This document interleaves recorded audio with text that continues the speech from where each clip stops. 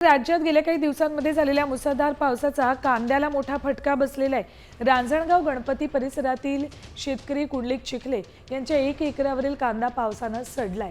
कांदा लागवडीसाठी किल्ला खर्चही निघणार नाहीये, त्यामुळे शेतकरी आर्थिक अडचणीत सापडलेत। सरकारकडे नुकसान भरपाईची मागणी शेतकऱ्यांकडून केली जाते।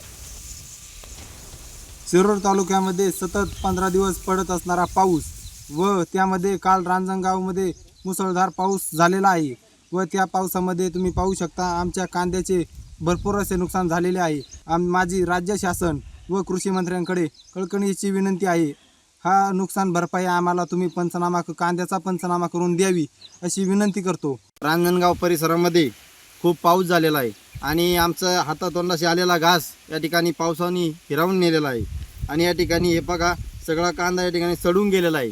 तरी याला खर्च खूप आहे, लावगड आहे, खुरापणी आहे, खतांचा खर्च आहे। तरी राज्य शासनाला माझी या ठिकाणी विनंती आहे की आम्हाला नुकसान भरपाई मिळावी